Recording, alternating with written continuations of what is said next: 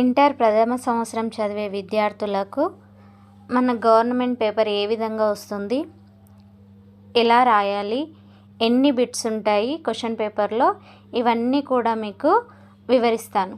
ముందుగా చూడండి, ఇవన్నీ కూడా మీకు చాలా ఇంపార్టెంట్. ముందుగా మనకు ప్రశ్నపత్రం చూసిన వెంటనే ఏవి ఎలా రాయాలి అనేది ముందుగా మనకు తెలియాలి. అలా తెలిస్తేనే మార్క్స్ మంచిగా స్కోర్ చేసుకోగలుగుతారు. చూడండి పేపరు ఒకసారి వివరంగా చెప్తాను, వినండి. ముందుగా మొదటి బిట్, ఈ క్రింది పద్యాలలో ఒకదానికి పాదభంగం లేకుండా పూరించి ఆ పద్యానికి భావం రాయండి. అంటే మీకు 2 పద్యాలు ఇవ్వడం జరుగుతున్నాయి. దీనికి ఎన్ని రాయాలి? ఈ బిట్టులో ఒక పద్యాన్ని పూర్తిగా, అంటే పాదభంగం లేకుండా, అంటే 4 పాదాలు ఉంటాయి కదా పద్యానికి, 4 పాదాలు రాయాలి. అక్షర దోషాలు లేకుండా రాయాలి. పద్యం రాసి మళ్ళీ ఆ పద్యం యొక్క భావాన్ని పూర్తిగా రాయాలి. అప్పుడు మీకు ఎన్ని మార్కులు ఉంటాయి? 6 మార్కులు ఇవ్వడం జరుగుతుంది. ఇక్కడ చూడండి, మీకు 2 వచ్చినాయి. అర్థకు గాదు గోచర అనేది మానుటొప్పగన్ అనేది మొదటి పదంగా ఇచ్చిండ్రు. రెండవది వేడుటెంతయు కష్టమైనన్ ఉంది కదా మీకు ఆ పద్యము, అది ఇవ్వడం జరిగింది. అంటే ఈ రెండిట్లో మీకు ఏ పద్యం వచ్చినా ఆ పద్యాన్ని ముందుగా చూడండి. ఒకవేళ మీకు మొదటి పద్యం వచ్చిందనుకోండి, మొదటి బిట్టు రోమన్ అంకెల్లో ఉంది నంబర్, అలాగే దాంట్లో మొదటి పద్యం వస్తే నంబర్ 1 ఉంది, ఆ 1 వేయాలి. ఒకవేళ మీకు ఫస్ట్ పద్యం రాదనుకోండి, బిట్ నెంబర్ మాత్రము రోమన్ అంకెల్లో ఉన్న 1 వేసి, అలాగే మీకు రెండవ పద్యం వస్తే నెంబర్ 2 అని వేయాలి. అప్పుడే మీరు కరెక్ట్గా రాసిన బిట్ నెంబర్ కరెక్ట్గా వేస్తేనే మీకు మార్క్స్ కరెక్ట్గా పడడం జరుగుతుంది. అంటే పద్యము పూరించి దాని భావం పూర్తిగా రాస్తేనే మీకు 6 మార్కులు రావడం జరుగుతుంది. అలాగే రెండవ బిట్లో ఏముంది? రెండవ బిట్లో ఈ క్రింది ప్రశ్నల్లో ఒకదానికి 20 పంక్తుల్లో సమాధానం రాయండి. రెండవ బిట్లో ఏముంది? మనకు పద్య భాగంలో మనకు ఎన్ని పాఠ్యాంశాలు ఉన్నాయి? 6 పాఠ్యాంశాలు ఉండడం జరిగింది. 6 పాఠ్యాంశాల్లో మనకు ఏ పాఠ్యాంశం నుంచైనా ప్రశ్నలు ఇవ్వచ్చు. అవి కూడా ఏవి? వ్యాసరూప ప్రశ్నలు. రెండవ బిట్టులో పద్య భాగం నుంచి వ్యాసరూప ప్రశ్నలు. మనకు ఎన్ని పాఠాలు ఉన్నాయి? ఇంటర్మీడియట్ ప్రథమ సంవత్సరం వాళ్ళకి పద్య భాగంలో 6 పాఠ్యాంశాలు ఉండడం జరిగింది. అందులో చూడండి మనకు ఎన్ని ఈ ప్రశ్నలు. మొదటిది చూడండి, శ్రీకృష్ణుడు కుచేలుడిని ఎలా గౌరవించాడో వివరించండి. ఏముంది? శ్రీకృష్ణుడు కుచేలుని ఎలా గౌరవించాడో వివరించండి. రెండోది మహైక పాఠ్యభాగ సారాంశాన్ని వివరించండి. అంటే ఈ 2 ప్రశ్నలు ఇవ్వడం జరిగింది. ఆ 2 వ్యాసరూప ప్రశ్నల్లో ఏదైనా ఒకటి 20 పంక్తుల్లో రాయాలి. 20 పంక్తులు అంటే 20 లైన్లలో రాయడం జరుగుతుంది. అంటే మీకు 6 మార్కులు రావాలి అంటే 20 లైన్లు రాయాలని అర్థం. ఇక్కడ పంక్తులు అంటే లైన్స్, 20 లైన్స్ రాయాలని అర్థం. శ్రీకృష్ణుడు కుచేలుని ఎలా గౌరవించాడో వివరించండి, లేదా మహైక పాఠ్యభాగ సారాంశాన్ని వివరించండి. ఈ రెండిట్లో మీకు ఏదొకటి వచ్చినా రాయొచ్చు. మీకు ఒకవేళ రెండవది వస్తే రోమన్ అంక బిట్ నెంబర్ 2 రోమన్ అంకెల్లో రాసి, తర్వాత 2 సెకండ్ది వస్తుంది కాబట్టి 2 అని రాయాలి. మొదటిది వస్తే 1 అని వేయాలి. అంతేగాని నేను ఫస్ట్ రాస్తున్నా కదా అని రెండవ దానికి 1వ నెంబరు రాయకూడదు, అప్పుడు రాంగ్ అవుతుంది. ప్రశ్న ఒకటి జవాబు ఒకటి అవుతుంది. కాబట్టి ఖచ్చితంగా మీరు ఏ ప్రశ్న అయితే రాస్తున్నారో అదే ప్రశ్న నెంబరు అక్కడ బిట్ వైజ్గా రాయాలి. దీనికి కూడా 6 మార్కులు. మనం ఎప్పుడైనా సరే పేపర్ రాసేటప్పుడు, మనం ప్రజెంటేషన్ చేసేటప్పుడు మంచిగా మెయిన్ పాయింట్స్ కాడ స్టిక్ పెన్స్తో అండర్లైన్ చేస్తూ జవాబు రాస్తే చూసే వాళ్ళకి, అక్కడ కరెక్షన్ చేసే వాళ్ళకు మంచిగా అనిపించడము, మంచి మార్క్స్ ఇవ్వడము జరుగుతుంది. కాబట్టి చాలా జాగ్రత్తగా రాయాలి. అలాగే చూడండి, థర్డ్ బిట్, మూడవ బిట్లో ఏముంది?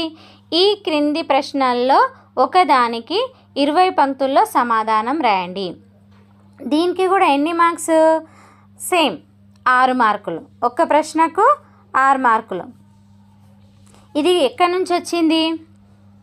ఇది గద్య భాగంవి. ఇవి ఏంటి? గద్య భాగం. ఇందాక పద్య భాగంలో ఫస్ట్ బిట్టు పద్యాలు, సెకండ్ బిట్టు పద్య భాగం నుంచి వ్యాసరూప ప్రశ్నలు, థర్డ్ బిట్టు గద్య భాగం. గద్య భాగంలో కూడా ఎన్ని పాఠ్యాంశాలు ఉన్నాయి? మనకు 6 పాఠ్యాంశాలు ఉండడం జరుగుతుంది. ఆ 6 పాఠ్యాంశాల్లో ఎక్కడి నుంచి అయినా వ్యాసరూప ప్రశ్నలు ఎన్ని వస్తాయి? 2 రావడం జరుగుతాయి. ఆ రెండిట్లో మనము ఎన్ని? 20 లైన్లు, అంటే 20 పంక్తులు, అంటే 20 లైన్లు మించకుండగా జవాబు రాయాల్సి ఉంటుంది, అక్షర దోషాలు లేకుండా. తెలుగులో ఎక్కువగా చూసేది అక్షర దోషాలు. అక్కడ మనకి ఇచ్చిన ప్రశ్న ఏమి ఇచ్చిండ్రు అనేది అవగాహన చేసుకొని ఖచ్చితంగా అడిగిన ప్రశ్నకు సమాధానం ఖచ్చితంగా రాయాలి.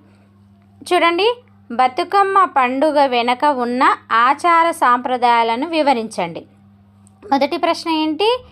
బతుకమ్మ పండుగ వెనుక ఉన్న ఆచార సాంప్రదాయాలను వివరించండి. లేదా రాజ్య బహదూర్ సంఘసేవ తత్పరతను పరిచయము చేయండి. అంటే పద్య భాగంలో అయిపోయినాయి. ఇప్పుడు గద్య భాగంలో, థర్డ్ బిట్లో గద్య భాగంలో ఉన్నటువంటి 6 పాఠ్యాంశాల్లో మనకి 2 ప్రశ్నలు ఇవ్వడం జరిగింది. ఆ రెండిట్లో మీరు ఎన్ని రాయాలి? 1 రాయాలి. మీకు 2 వస్తాయి కదా అని 2 రాస్తూ టైం వేస్ట్ చేసుకోకూడదు. 1 వచ్చినప్పుడు ఏది 2 వచ్చినా 1 రాయాలి. అప్పుడే మీకు టైము సేవ్ అవుతుంది. మిగతాది ఫోర్త్ బిట్లో ఏముంటాయి? నాన్ డీటెయిల్కి సంబంధించిన, అంటే ఉపవాచకానికి సంబంధించిన ప్రశ్నలు ఇవ్వడము జరుగుతుంది. ఉపవాచకంలో మీకు ఎన్ని పాఠ్యాంశాలు ఉన్నాయి? 4 ఉన్నాయి. 1 గొల్లరామవ్వ, 2 బిచ్చగాడు, 3 స్నేహలతాదేవి లేఖ, 4 ఇన్సానియత్. ఈ 4 పాఠ్యాంశాలు ఉన్నాయి మీకు. కాబట్టి ఒక్కొక్క పాఠ్యాంశం నుంచి ఒక్కొక్క ప్రశ్న ఇవ్వడం జరుగుతుంది. నాన్ డీటెయిల్లో ఎన్ని ఇస్తారు? 4 ప్రశ్నలు ఇవ్వడం జరుగుతుంది. 4 ప్రశ్నల్లో మీరు ఎన్ని రాయాలి? 2 రాస్తే సరిపోతుంది. ఒక్కో ప్రశ్నకి ఎన్ని మార్కులు? 4 మార్కులు ఇస్తారు. 2 రాస్తే మీకు 8 మార్కులు రావడము జరుగుతుంది. అంటే మీకు ప్రతి పాఠంలో నుంచి ఒక ప్రశ్న వస్తుంది. ఆ 4 పాఠాల నుంచి 4 ప్రశ్నలు వచ్చినా కూడా మీరు రాయాల్సింది ఎన్ని ప్రశ్నలు? 2. చూడండి బిట్ ఎలా ఈ క్రింది ప్రశ్నల్లో రెండింటికి సమాధానం చూడండి. ఈ క్రింది ప్రశ్నల్లో రెండింటికి 20 పంక్తుల్లో సమాధానం రాయండి. అందులో మొదటిది ఏముంది? గొల్లరామవ్వ ఉద్యమకారుడిని ఏ విధంగా రక్షించింది? రెండవ ప్రశ్న, బిచ్చగాడు కుటుంబానికి ఎదురైన కష్టాలను వివరించండి. మూడవ ప్రశ్న, స్నేహలతాదేవి ఎదుర్కొన్న సమస్యల్ని చర్చించండి. 4వది, ఇన్సానియత్ కథలోని సందేశాన్ని చర్చించండి. మీకు ఫస్ట్ పాఠం, రెండవ పాఠం, 3వ పాఠం, 4వ పాఠం, ఉపవాచకంలో ఉన్న 4 పాఠ్యాంశాల్లో వరుస క్రమంలో ప్రశ్నలు ఇవ్వడము జరిగింది. మీకు ఇందులో ఎన్ని రాయాలి? 2 రాయాలి. ఒక్కొక్క ప్రశ్నకి ఎన్ని మార్కులు? మీకు 4 మార్కులు, అంటే 8 మార్కులు రావడం జరుగుతుంది. మీకు ఏ 2 వచ్చినా మీరు ఏ ప్రశ్న అయితే రాస్తున్నారో ఆ ప్రశ్న నెంబర్ ఏది ఉంటే అదే ఇవ్వాలి. నువ్వు 3వ ప్రశ్న రాస్తున్నావంటే 3 అని రాసే జవాబు రాయాలి. నువ్వు నాలుగవది ఏది ఎగ్జాంపుల్గా ఇన్సానియత్ కథలోని సందేశాన్ని చర్చించండి అన్న ప్రశ్నకు జవాబు రాస్తున్నావంటే అక్కడ దాని నెంబర్ ఎంత ఉంది? 4 ఉంది, 4 వేయాలి. బిట్ నెంబర్ ఎంత ఉంది? 4. ఏ అంకెల్లో ఉంది? రోమన్ అంకెల్లో ఉంది. రోమన్ అంకెల్ది మాత్రమే వేయాలి. అక్కడ మనకు ప్రశ్నాపత్రంలో ఏ నెంబర్ అయితే ఇస్తే అదే నెంబరు వేయాలి. అలా రాస్తేనే మీకు అవతల కరెక్షన్ చేసే వాళ్ళకు కన్ఫ్యూజ్గా ఉండదు, మీకు మంచి మార్కులు వేయడం, మంచి ఇంప్రెషన్ రావడం జరుగుతుంది వాళ్ళకి. అలాగే ఫిఫ్త్ బిట్ ఏముంది? ఈ క్రింది వాణిలో రెండింటికి సందర్భ సహిత వాక్యాలు రాయండి. ఇదేంటి? సందర్భ సహిత వాక్యాలు. ఇక్కడ సందర్భాలు దేంట్లో ఉన్నాయి? పద్య భాగంలో ఉన్నాయి. సందర్భాలు దేంట్లో ఉన్నాయి? పద్య భాగంలో ఉన్నాయి. ఈ పద్య భాగంలో మీకు సందర్భాలు ఎన్ని వస్తాయి? 4 వస్తాయి. మీకు పాఠ్యాంశాలు ఎన్ని ఉన్నాయి? 6 పాఠ్యాంశాలు ఉన్నాయి. అందులో నుంచి మీకు 4 ఇవ్వడం జరుగుతుంది. 6 పాఠాలలో నుంచి 4 సందర్భాలు రావడం జరుగుతుంది. మరి మీరు ఎన్ని రాయాలి? 2 రాస్తే సరిపోతుంది. అక్కడ చూడండి, ఈ క్రింది వాణిలో రెండింటికి సందర్భ సహిత వాక్యాలు రాయండి. ఎన్ని రాయమన్నారు? రెండింటికి అంటే 2 రాయాలి. అంటే 2 చాయిస్ కింద పోతాయి. 4 ఇచ్చిండ్రు కదా, 2 రాయాలి, 2 చాయిస్ కింద పోతాయి. ఒక్కొక్క దానికి ఎన్ని మార్కులు? ఒక్క సందర్భానికి ఎన్ని మార్కులు అంటే 3 మార్కులు. 3 2 3 6 అంటే 2 ముళ్ళ 6. ఒక్క సందర్భ సహిత వాక్యం రాస్తే ఒక్కొక్క దానికి 3 మార్కులు ఇవ్వడము జరుగుతుంది. చూడండి, ఇవి చాలా ఇంపార్టెంట్వే. మీకు ఇక్కడ ఇచ్చినవి కూడా చాలా ఇంపార్టెంట్. అత్యుత్తమ ధనములు శస్త్రాస్త్రములు. రెండవది గోవింద దర్శనోస్తాయి యగుచు. సజ్జనుల జేయలేడెంత చతురుడైనా సోహమే తన సొమ్మయ్య. మొదటిది అత్యుత్తమ ధనములు శస్త్రాస్త్రములు. రెండవది గోవింద దర్శనోస్తాయగుచు. మూడవది సజ్జనుల జేయలేడెంత చతురుడైనా. నాలుగవది సోహమే తన సొమ్మయ్య. ఈ సందర్భాల్లో మీకు 4 సందర్భాల్లో ఏ 2 వచ్చినా కూడా మీరు రాయాలి. ఏ నెంబర్ది మీరు రాస్తే అదే నెంబర్ మీరు అక్కడ వేయాలి. బిట్ నెంబరు తప్పుగా రాయకూడదు, క్వశ్చన్ నెంబరు తప్పుగా రాయకూడదు. ఎందుకంటే అక్కడ దిద్దే వాళ్ళు బిట్ నెంబర్ చూసి క్వశ్చన్ నెంబర్ చూసి అది రైటా రాంగా వేసే ఛాన్సెస్ ఉంటాయి. కాబట్టి అది ఎప్పుడు కూడా తప్పుగా రాయకూడదు. నెక్స్ట్ ఇంకా సిక్స్త్ బిట్. ఇదేముంది? ఈ క్రింది వాణిలో రెండింటికి సంక్షిప్త సమాధానాలు రాయండి. అంటే పద్య భాగంలోకి వెళ్ళి మీకు ఏవొస్తవి? 3 మార్క్స్ ప్రశ్నలు అంటే చిన్నవి. సంక్షిప్తం అంటే 3 మార్క్స్వి. వ్యాసరూప ప్రశ్న కంటే చిన్నవిగా ఉంటాయి. 5 లైన్లు 6 లైన్లు రాస్తే సరిపోతుంది. వీటికి 5-6 లైన్లు ఎక్కువ అవసరం లేదు. మరి 5-6 లైన్లో రాస్తే సరిపోతుంది. ఇచ్చిన ప్రశ్నని చదివి అది ఏముందో అది మాత్రమే జవాబు రాస్తే సరిపోతుంది. చూడండి, ఈ క్రింది వాణిలో రెండింటికి సంక్షిప్త సమాధానాలు రాయండి. ఏముంది? మొదటిది, ఇవి ఎక్కడి నుంచి వస్తాయి? సంక్షిప్త రూపం 6th బిట్ పద్య భాగంలో నుంచి ఇస్తారు. మొదటగా పద్య భాగంలో ఎన్ని పాఠ్యాంశాలు? మనకున్న 6 పాఠ్యాంశాల్లో నుంచి పద్య భాగం నుంచి ఇవ్వడము జరుగుతుంది. ఎవరెవరి మధ్య సఖ్యత కుదరదని ద్రుపదుడు చెప్పాడు. మొదటి ప్రశ్న, ఎవరెవరి మధ్య సఖ్యత కుదరదని ద్రుపదుడు చెప్పాడు. అలాగే రెండవది, యుద్ధానికి సంబంధించి దాశరథి అభిప్రాయాలను తెలపండి. మూడవ ప్రశ్న, ఆగం లేకుండా జీవించాలంటే ఏం చేయాలి? నాలుగవది, సజ్జనుడి మాట తీరుని తెలపండి. ఇందులో మీరు ఎన్ని ప్రశ్నలు రాయాలి? 2 ప్రశ్నలు రాయాలి. ఇవి ఎక్కడి నుంచి వస్తాయంటే పద్య భాగం నుంచి వస్తాయి. 6 పాఠ్యాంశాల్లో ఈ 4 ప్రశ్నలు ఇవ్వడం జరిగింది. అందులో మీరు ఎన్ని రాయాలి? 2 రాస్తే సరిపోతుంది. ఒక్కొక్క ప్రశ్నకి ఎన్ని మార్కులు? 3 మార్కులు. 2 × 6 అంటే 2 ప్రశ్నలకి 3 మార్కులు, ఒక్కొక్క దానికి 3 మార్కులు, 6 మార్కులు రావడం జరుగుతుంది. ఇవి పద్య భాగంలో వస్తాయి. అలాగే మళ్ళీ 7th బిట్లో ఇవి ఇక్కడ కూడా 4 ప్రశ్నలు ఇవ్వడం జరుగుతుంది. ఇందులో కూడా సంక్షిప్త రూప సమాధానాలే ఈ 7th బిట్లో కూడా రాయాల్సి ఉంటుంది. ఇది గద్య భాగం నుంచి ఇవ్వడం జరుగుతుంది. 7th బిట్ ఎక్కడి నుంచి? గద్య భాగం నుంచి ఇవ్వడము జరుగుతుంది. మొదటిది బసవ పురాణం కావ్యం గురించి సంక్షిప్తంగా తెలుపండి. ఉర్దూవానా పదాన్ని వివరించండి. 3వది పురాణాలు ఎవరిపైన దయ చూపాలని చెప్పాయి. 4వది తాత జాగీరు జాతీయంలోని చారిత్రక విశేషాలు తెలపండి. ఇందులో మీకు ఏ 2 వచ్చినా కూడా మీరు జవాబులు రాయొచ్చు. ఇవి ఎక్కువ పెద్దగా రాయాల్సిన అవసరం లేదు. అక్కడ అడిగిన విషయాన్ని బట్టి మీరు 5-6 లైన్లు రాస్తే సరిపోతుంది.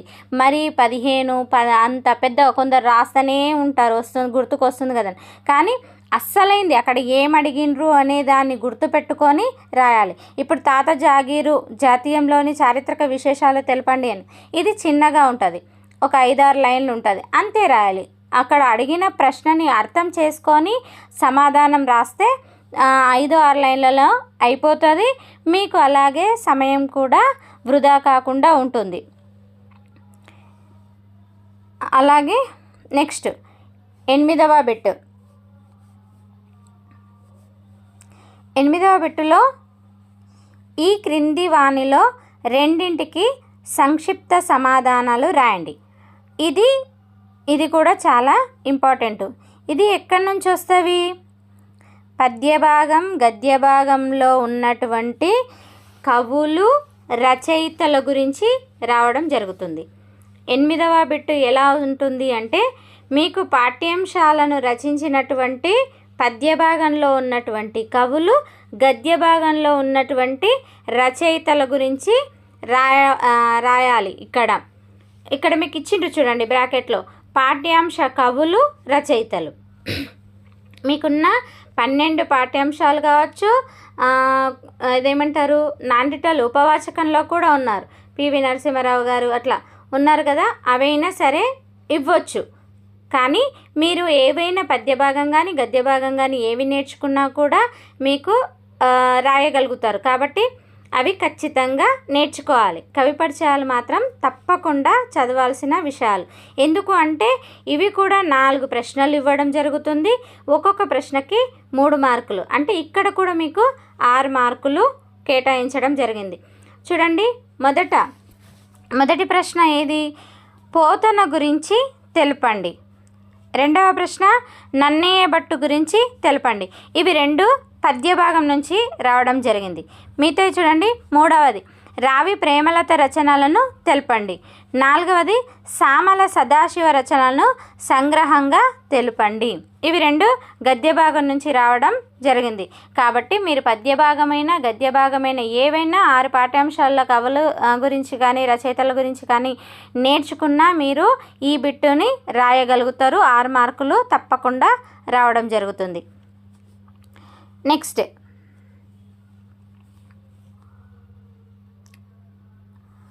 9వ బిట్టు.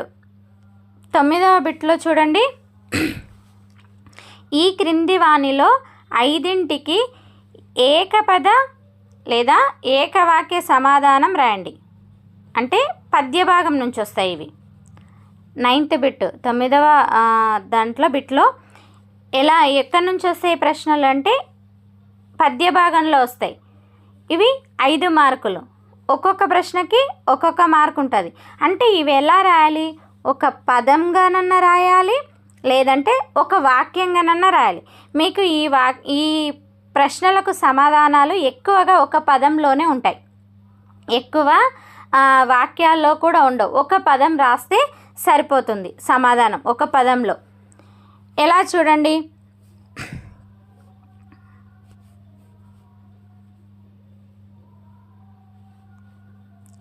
చూడండి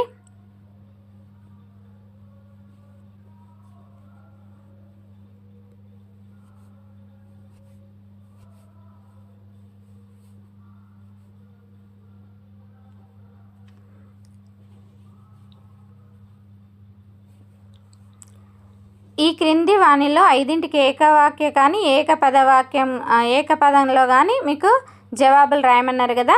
మొదటిది ఏముంది చూడండి, ద్రోణుడి మిత్రుడి పేరేమిటి అంటే ఇది ఒక పదంలో రాయొచ్చు. ఎవరు ద్రోణుడి మిత్రుడి పేరేంటి? ద్రుపదుడు. సపోజ్ జవాబు ఏంటి? ద్రుపదుడు. ద్రుపదుడు అనేది ఒక పేరు, చిన్న పదం. మళ్ళీ మీరు ద్రోణుడు మిత్రుడి పేరు ద్రుపదుడు ఇంత రాయాల్సిన అవసరం లేదు. ద్రుపదుడు అని జవాబు అని రాసి జా అని పెట్టేసి ద్రుపదుడు అని రాసినా మీకు అక్కడ 1 మార్క్ వస్తుంది. అలాగే చూడండి, కుచేలుడు శ్రీకృష్ణునికి ఇచ్చేందుకు ఏమి తీసుకెళ్ళాడు? అటుకులను తీసుకెళ్ళాడు. ఇది కూడా 1 వర్డ్, ఒకటే పదంలా. అటుకులు తీసుకొని వెళ్ళాడు ఇంత అవసరం లేదు. కుచేలుడు అని వల్ల అవసరం లేదు. అటుకులు జా రాసి నంబర్ వేసి క్వశ్చన్ నెంబరు బిట్ నెంబర్ వేసి ఏంటి అటుకులు అని రాసి. కానీ మీకు ఒక సజెషన్ ఏంటంటే 1 మార్కు ప్రశ్నలు రాసే ప్రతిసారి ప్రశ్న జవాబు 2 రాస్తే మీకు ఈజీగా ఉంటుంది. ఇంకొకటి ఇక్కడ 5 రాయమన్నారు, కానీ మీరు 8కి 8 అక్కడే రాస్తే మీకు 1-2 ప్రశ్నలు తప్పుపోయినా కూడా మీకు మిగతా దానిలకు మార్కులు వస్తాయి. ఈ 1 మార్క్ క్వశ్చన్లకి పెద్ద టైం ఏం పట్టదు కాబట్టి అన్నీ అటెంప్ట్ చేయడమే కరెక్ట్. మళ్ళీ ఇది ఎక్కడనో పోయి ఇంకెన్నో బిట్ నెంబర్ వేసి ఎక్కడనో రాయాల్సిన అవసరం లేదు. అక్కడే ఆ ప్రశ్నల కిందనే అక్కడనే రాస్తే జవాబులు రాస్తే కరెక్షన్ చేసే వాళ్ళకి ఈజీ ఉంటుంది, మీ మీద మంచి ఇంప్రెషన్ రావడము జరుగుతుంది. చూడండి, అలాగే నృసింహ శతకర్త ఎవరు? తెలంగాణలో గొప్ప అచల గురువు ఎవరు? 5th వన్, దాశరథి ప్రసిద్ధ నినాదం ఏది? 6, పువ్వులు పరిమళాన్ని ఎప్పుడు వ్యాపింపజేస్తాయి? 7, కనురెప్ప పాటులో పోయేది ఏమిటి? కవి అజ్ఞానాన్ని దేనితో పోల్చాడు? అంటే ఇవి అన్నీ కూడా ఒక్క పదంలోనే మీరు జవాబులు రాయొచ్చు కాబట్టి దీనికి ఎక్కువ సమయం పట్టదు. అన్నీ ఒకే దగ్గర జవాబులు రాస్తే బాగుంటుంది. అంటే పైన ప్రశ్న కింద జవాబు, మళ్ళీ ప్రశ్న జవాబు, అంటే 8 వరుస క్రమంలో రాస్తే మీకు మార్క్స్ మంచిగా పడే ఛాన్సెస్ ఉంటాయి. నెక్స్ట్ 10వ బిట్. ఇప్పుడు ఇంతకుముందు 9వ బిట్ మనకి ఎక్కడి నుంచి వచ్చినాయి 1 మార్క్ ప్రశ్నలు అంటే పద్య భాగం నుంచి రావడం జరిగింది. నెక్స్ట్ ఇప్పుడు మళ్ళీ మనకు 10వ బిట్టులో 1 మార్క్ ప్రశ్నలు ఎక్కడి నుంచి వస్తున్నాయి అంటే గద్య భాగంలో నుంచి రావడం జరుగుతాయి. ఇవి కూడా ఎన్ని రాయాలి? 5 రాయాలి. కానీ మనకి ఎన్ని ఇస్తారు? 8 ఇవ్వడము జరుగుతుంది. అంటే మీరు రాయాల్సిన 8 కూడా అక్కడనే రాయండి. మీకు వచ్చేది 5 మార్కులైనా కూడా ఎక్స్ట్రా రాస్తే తప్పేముండదు. ఎందుకంటే ఇవి 1 మార్క్ క్వశ్చన్లు కాబట్టి ఖచ్చితంగా ఎక్స్ట్రాలు రాయాల్సిందే. అలాగే నెక్స్ట్ 10వ బిట్టులో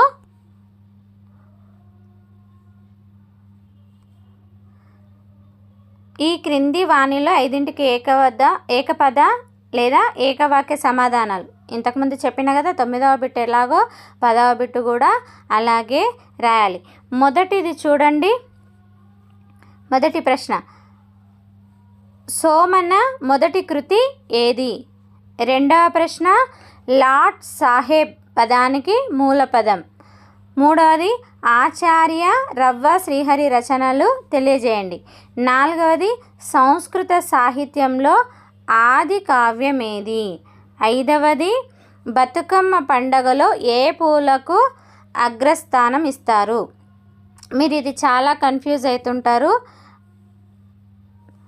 ఇది బాగా గుర్తుపెట్టుకొని రాయాలి. కొందరు గునుగు పూలను రాస్తారు, తంగేడు పూలను ఒక 5-6 పూలు రాసి పెడతారు. కానీ అది కాదు, సమాధానం ఏదుందో అది మాత్రమే రాయాలి. మనకిష్టమున్నవన్నీ రాయకూడదు. అలాగే ఆరవ ప్రశ్న ఏంటి? చుక్క తెగిపడ్డట్టు అనే జాతీయంలో ఒక వాక్యం నిర్మించండి. చుక్క తెగిపడ్డట్టు అనుకోకుండా వచ్చేదాన్ని మీకు జాతీయాల్లో ఆ పాఠ్యాంశంలో ఉంటుంది. 7వది సర్ ట్రెంచి ఎవరు? 8వది ఉర్దూ భాషను పూర్వం ఏ పేర్లతో పిలిచేవారు? ఇవి 8 ప్రశ్నలు ఇవ్వడం జరిగింది 10వ బిట్లో కూడా. దీన్ని 5 రాయాలి. ఒక్కొక్క ప్రశ్నకి ఒక్కొక్క మార్కు. కానీ నేనేం చెప్తున్నానంటే ఈ 10వ బిట్లో కానీ 9వ బిట్లో కానీ 1 మార్క్ ప్రశ్నలు మొత్తము ఒకే దగ్గర 8 రాస్తే ఎక్స్ట్రా రాయడం వల్ల మీకు ఏం నష్టం ఉండదు, ఎక్కువ పెద్ద టైం తీసుకోదు. కాబట్టి లాంగ్ క్వశ్చన్లు, సంక్షిప్త ప్రశ్నలు అవన్నీ అయితే టైం ఎక్కువ తీసుకుంటుంది. వీటికి ఒకటే పదంలో కాబట్టి ఖచ్చితంగా 8 ప్రశ్నలు అక్కడనే రాయండి. బిట్ నెంబర్ వేయండి, క్వశ్చన్ నెంబర్ వేయండి, రాసేయండి. మీకు మార్క్స్ మంచిగా రావడం జరుగుతుంది. Next 11వ bit. 11వ బిట్లో చూడండి, దీంట్లో ఏమిచ్చిండ్రు? ఈ క్రింది వానిలో ఒకదానికి సమాధానం రాయండి. ఏముంది ఇక్కడ? 11వ బిట్టు లేఖలు ఇస్తారు మీకు. మీ పాఠ్యాంశాల్లో మీకు బుక్లో, టెక్స్ట్ బుక్లో 4-5 లేఖలే ఉంటాయి. దాంట్లో మీరు ఖచ్చితంగా ఎప్పుడు ఎక్కువగా వచ్చేటివి ఇవే. దీనికి కూడా లేఖకి ఎన్ని మార్కులు? ఒక లేఖకి 5 మార్కులు, అంటే 2 ఇచ్చిండ్రు. ఒకటి చాయిస్, ఏదైనా ఒకటి రాస్తే చాలు. లేఖ మాత్రం ఒక పేజీలోనే రాయాలి. అక్కడ సగం ఇక్కడ సగము రాయకూడదు. ఒక పేజ్ అంటే 1 సైడ్ రాయాలి. ఖచ్చితంగా తేదీ, ఊరు పేరు, మీరు రాయాల్సిన విషయాలు అన్నీ కరెక్ట్గా, కామాలు, పూలి స్టాప్లు ఖచ్చితంగా ఉపయోగిస్తూ లేఖ రాస్తే మీకు ఫుల్ మార్క్స్ పడే ఛాన్సెస్ ఉంటాయి. లేదంటే మార్క్స్ కట్ అవుతాయి. కామా మర్చిపోయినా, పులి స్టాప్ మర్చిపోయినా మీకు 1 మార్కు తీసేసే ఛాన్స్ ఉంటుంది. కాబట్టి జాగ్రత్తగా రాయాలి. ఇక్కడ 5 మార్కులు సంపాదించుకోవచ్చు. చూడండి, మీ కళాశాల నుండి వెళ్ళిన విహారయాత్ర గురించి తల్లిదండ్రులకు లేఖ వ్రాయండి. ఇదొక లేఖ. అలాగే నీ యొక్క సైకిల్ దొంగిలించబడిన విషయం గురించి పోలీస్ అధికారికి లేఖ వ్రాయండి. అంటే ఇదొకటి. అధికారికి రాసే లేఖ కానీ, తల్లిదండ్రులకు రాసే లేఖ కావచ్చు, లేదా మిత్రునికి కావచ్చు, స్నేహితురాలకి కానీ ఇలా ఈ లేఖ ఉంది. కొన్ని మొత్తం 5 లేఖలేమో ఉన్నాయి కాబట్టి ఒకసారి మీరు చూసుకుంటే అవి ఈజీగా ఉంటాయి. ఇంకా ఇంపార్టెంట్ ఏంటి? ఇంకా చాలా ఇంపార్టెంట్ ఏమున్నాయి? వ్యాకరణాంశాల్లో బాగా ఎక్కువగా వచ్చేటివి సవర్ణ దీర్ఘ సంధి, గుణసంధి పదాలు ఇవి ఉంటాయి. సందులు, సమాసాలు ఉన్నాయి మీకు. అందుల్లో 12వ బిట్, దీనికి 12 మార్కులు ఉంటాయి. ఈ బిట్టుకు మీకు 12 మార్క్స్ ఇవ్వడము జరిగింది. అంటే ఎన్ని సంధి పదాలు ఇస్తారు మీకు అంటే మొత్తము 8 ఇస్తారు. 8 సంధి పదాలు ఇవ్వడం జరుగుతుంది. ఒక్కొక్క సంధి పదానికి 3 మార్కులు కేటాయించిండ్రు. మీరు రాయాల్సింది 4 సంధి పదాలు. చూడండి, ఈ క్రింది వానిలో 4కి విడదీసి సంధి పేరు సూత్రం రాయండి. ఈ క్రింది వానిలో 4ని విడదీసి సంధి పేరు సూత్రం రాయండి. 4కి అనొచ్చు. ఒకటి చూడండి, ఫస్ట్ది జీవితాశ, విద్యోపదేశం, స్వాగతం. 4వది అదెట్లు, 5 ముత్యమట్లు, 6 ముద్దు సేయగా, 7 మహైక, 8 దర్శనోత్సాహి. ఇక్కడ మీకు 8 పదాలు ఇవ్వడం జరిగింది. కానీ మీరు ఎన్ని రాయాలి? 4 రాయాలి. 4 రాస్తే 4 చాయిస్ అన్నట్టు. 4కి 4 ఎక్స్ట్రా ఉన్నాయి. కాబట్టి మీకు బాగా వచ్చిన సంధి పదాలు ఏవి ఉన్నాయో అవి రాయాలి. దీనికి 3 మార్కులు ఏ విధంగా అంటే, 1 సంధిని విడదీసినందుకు 1 మార్కు, సంధి పేరు రాస్తే 1 మార్కు, అలాగే సూత్రం రాస్తే 1 మార్కు, మొత్తము 3 మార్కులు ఇవ్వడం జరిగింది.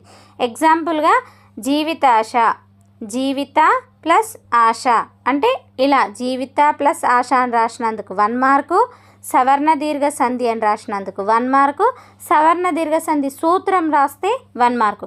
ఒకవేళ మీకు సంధి పదం విడదీయడం ఒకటే వచ్చినా రాయాలి, 1 మార్క్ వస్తుంది. ఒకవేళ మీకు అది ఏమంటారు సంధి పేరు తెలుసు కానీ విడదీయడానికి రావట్లేదు, పేరు రాయండి. సూత్రం ఒక్కటి తెలుసు, మిగతాది అసలు ఏది ఒకటి వచ్చినా కూడా రాసినా మీకు 1 మార్క్ పడుతుంది. కాబట్టి జాగ్రత్తగా రాయాలి. 3 మార్కులు కేటాయించడం జరిగింది.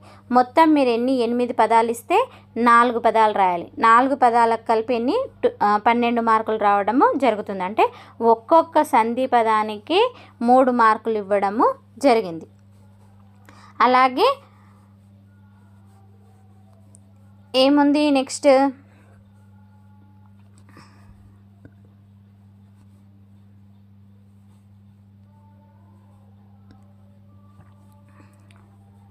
నెక్స్ట్ 13th బిట్, 13వ బిట్. 13వ బిట్ ఏముంది, దేనికి సంబంధించింది, సమాసాలకు సంబంధించింది. సమాస పదాలు మీకు ఇచ్చింది ఏంటి, సమాస పదాలు. ఆ సమాస పదాలు కూడా ఎన్ని ఇచ్చిండ్రు, ఇవి కూడా 8 సమాస పదాలు ఇవ్వడం జరిగింది. అందులో మీరు ఎన్ని రాయాలి, సేమ్ సంధి పదాలు ఎలాగోనో సమాస పదాలు కూడా 4 రాయాలి. కానీ దీనికి ఒక్కొక్క దానికి ఎన్ని మార్కులు, 2 మార్కులు. సమాస పదానికి 2 మార్కులు. ఎందుకు అంటే సమాస పదాన్ని విగ్రహవాక్యం రాయాలి, సమాసం పేరు రాయాలి. ఇక్కడ 2 విషయాలు ఉన్నాయి. విగ్రహవాక్యం రాసి సమాసం పేరు మాత్రమే రాస్తాం కాబట్టి విగ్రహవాక్యం రాసినందుకు 1 మార్కు, సమాసం పేరు రాసినందుకు 1 మార్కు, 2 మార్కులు. ఎన్ని రాయాలి, 4 రాయాలి. 4 8 మార్కులు రావడం జరుగుతుంది ఈ బిట్టుకి. చూడండి మీకు పదాలు ఏవి ఇచ్చిండ్రు, అస్త్రశస్త్రాలు, రెండవది పుత్రలాభం, భుజబలము, అజ్ఞానం, 5 శిథిల వస్త్రంబు, 6 ద్వారకా నగరంబు, 7 చక్రపాణి, 8 సప్తరంగులు. మీకు ఇక్కడ 8 ఇచ్చిండ్రు, 8లో 4 రాస్తే సరిపోతుంది. ఇవి బాగా గుర్తు పెట్టుకోవాలి, బాగా చదవాలి, చదివితేనే వస్తాయి. కానీ ఈ బిట్లోనే సంధి సమాసాల పదాల బిట్లు 2 కంప్లీట్ చేస్తే మీకు 20 మార్కులు రావడం జరుగుతుంది. కాబట్టి వ్యాకరణ అంశాల మీద శ్రద్ధ వహించి వాటిని బాగా బైహార్ట్ చేసి బాగా చదివితే మీకు చేతిలో 20 మార్కులు ఎక్కడ పోవు. ఒక లేఖ ఇవి 1 మార్కు ప్రశ్నలు రాసిండ్రంటే మీరు ఖచ్చితంగా ఎంత ఫెయిల్ అయ్యే స్టూడెంట్ కూడా ఖచ్చితంగా పాస్ అవుతాడు. తెలుగులో ఈజీగా మనము మార్క్స్ స్కోర్ చేసుకోవచ్చు, ఇక్కడ ఫెయిల్ అయ్యే ఛాన్సే ఉండదు. అంటే అది మీ ఏమంటారు, మీరు ప్రయత్నం చేసేదాన్ని బట్టి ఉంటుంది, మీరు చదివేదాన్ని బట్టి ఉంటుంది. ఏదైనా కష్టపడితేనే వస్తుంది. నెక్స్ట్ ఏమిటి, 14వ బిట్టు.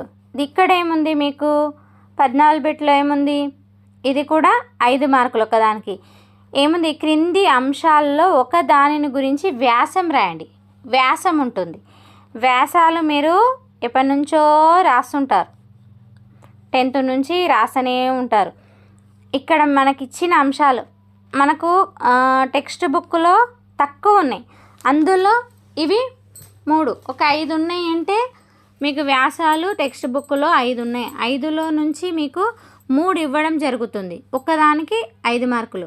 కానీ 3లో మీరు ఎన్ని రాయాలి, 1 రాస్తే చాలు. ఏదైనా 1 రాస్తే చాలు, 3 ఇస్తారు, 2 చాయిస్కి పోతాయి.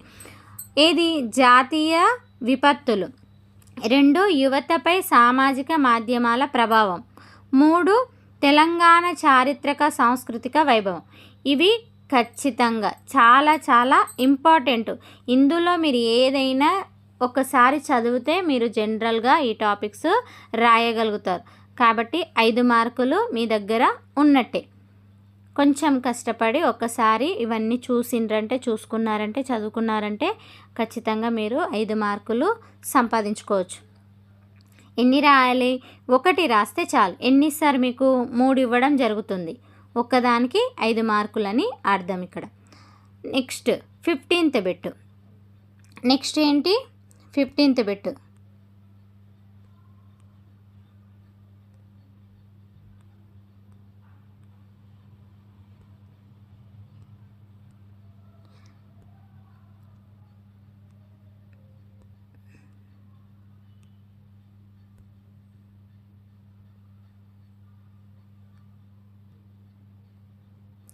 ఫిఫ్టీన్త్ బిట్ ఏముంది మీకు? ఈ క్రింది ఆంగ్ల వాక్యాలను తెలుగులోనికి అనువదించండి. ఇక్కడ అనువాదాలు ఉన్నాయి. మీకు ఈ అనువాద వాక్యాలు మీ టెక్స్ట్ బుక్లో ఒక 20 వరకు ఉంటాయి. అందులో మీరు ఒక 15, 16 చదువుకున్నా కూడా మీకు ఖచ్చితంగా అటెంప్ట్ చేస్తారు. మొత్తం 5. మీకు ఎన్ని ఇస్తారు? ఇవి 5 ఇవ్వడం జరుగుతుంది. 5లో మీరు ఒకదానికి 1 మార్కు ఖచ్చితంగా. ఇవి అంటే మీకు ఇంగ్లీష్లో సెంటెన్స్ ఇస్తే, మీరు వాక్యం ఇస్తే తెలుగులో అనువాదంగా రాయాలి, తెలుగులో రాయాలి. మీకు ఆల్రెడీ టెక్స్ట్ బుక్లో ఉంటుంది.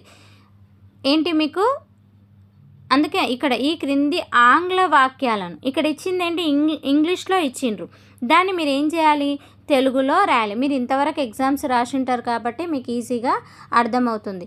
ఇక్కడ ఇచ్చిన దాన్ని తెలుగులో ఒక్కొక్క వాక్యానికి ఒక్కొక్క మార్క్ ఇవ్వడము జరుగుతుంది. మొత్తం కూడా ఎన్ని ఉన్నాయి? 5 మార్కులు ఉన్నాయి. అలాగే 16వ బిట్. 16వ బిట్ ఏముంది? ఒక వ్యాసం ఇస్తారు. ఈ క్రింది వ్యాసాన్ని చదివి ఇచ్చిన ప్రశ్నలకు సమాధానాలు రాయండి. ఇక్కడ మీకు ఒక వ్యాసం ఇవ్వడము జరిగింది.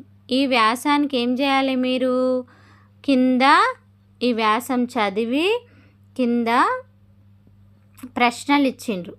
ఆ ప్రశ్నలకు జవాబులు రాయాలి. ఎన్ని ఇస్తారు ప్రశ్నలు? 5 ప్రశ్నలు ఇవ్వడం జరిగింది. ఒక్కొక్క ప్రశ్నకు ఎన్ని మార్కులు? 1 మార్కు. అంటే మీరు ఇక్కడ వ్యాసం చదవాలి. ఈ వ్యాసాలు కూడా మీకు అవుట్ ఆఫ్ సిలబస్ ఏం ఉండదు. మీ టెక్స్ట్ బుక్లో మీకు ఒక 5 వ్యాసాలు, అలాగే అంటే స్థూల అవగాహన. ఇది ఈ వ్యాసం అంటే ఏంటి? స్థూల అవగాహన అని మీ టెక్స్ట్ బుక్లో ఉన్నటువంటి ఒక 5, 6 ఉంటాయి. అవి చదువుకుంటే ఆ కింద ప్రశ్నలు, వ్యాసానికి కింద ఇచ్చిన ప్రశ్నలు మీకు అందులో నుంచి టెక్స్ట్ బుక్లో నుంచియే ఇస్తారు తప్ప వేరే ఏవి కూడా రావు. కాబట్టి ఇక్కడ పైన వ్యాసం చదవాలి, కింద ప్రశ్నలకు జవాబులు రాయాలి. మీకు ప్రతి వ్యాసం కింద 5 ప్రశ్నలు ఉంటాయి. ఆ 5 ప్రశ్నలకు ఒక్కొక్క దానికి 1 మార్క్ ఉంటుంది.